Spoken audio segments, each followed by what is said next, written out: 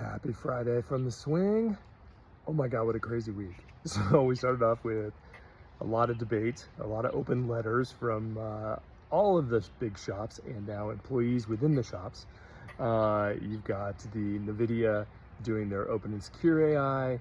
You've got the open letter that came out today or yesterday with 1,100 people or 1,200 people signing to ask the government to step in to kind of create some guardrails and ways to slow things down if they get crazy.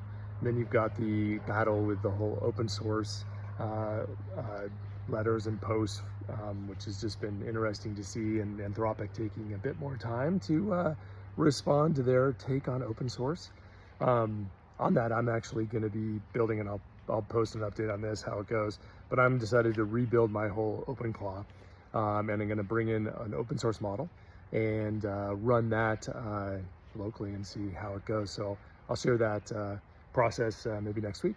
But one of the things I wanted to just talk about on the heels of everything, talking about governance and trying about, I mean, it's been amazing when you think in 12 months how much has changed with AI, how much of an impact, a lot of things that people thought were going to end the world. I know there's the camps that the AI is going to rule the world and crazy, Terminator type stuff. Great movie, by the way.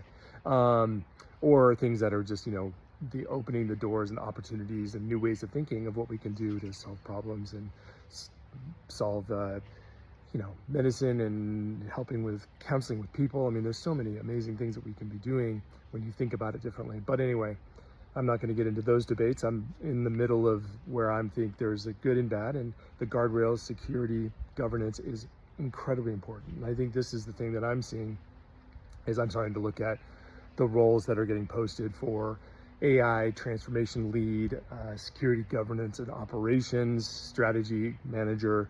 So there's a lot more roles, I think, being posted now by companies. And also a trend that I'm seeing when I'm talking to some recruiters and things is that people are, I think a year ago, it was, oh my God, AI is going to take over. We don't need a whole bunch of these middle managers, or we don't need some higher frontline employees. We can replace everything with AI.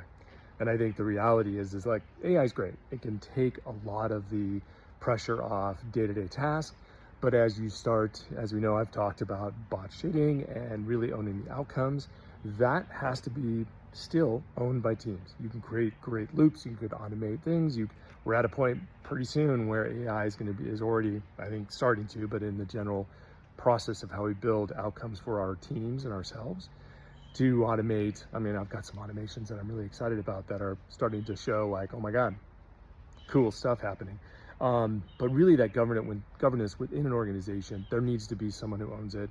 You've got to own the outcomes. You've got to make sure that the loops that you're creating are working. Again, the whole premise here, and I think you separate dev its own thing. I mean, it runs in a different mindset. It runs under different rules and governance and agility thinking and process. But the general business users need to have that same structure. So mirroring what's happened in dev, but building it in a way where it elevates everyone within the organization, the individual, the team, and then the company. The end goal for the investment with anything we do, right? Any new hires you bring in, any new software you bring in, so you've got to have a measurable outcome that is driving the business health. So customer knowledge, of course, people buying from people, and of course I got an airplane flying over. Yeah. Okay. I do live near the airport. Anyway, so as we're thinking about this, think about the outcomes, think about the roles, who owns the security and governance, stay clued into what's actually happening outside. Is the government stepping in a good thing? I don't know. As the open source has really been the driver of a lot of great innovation the last,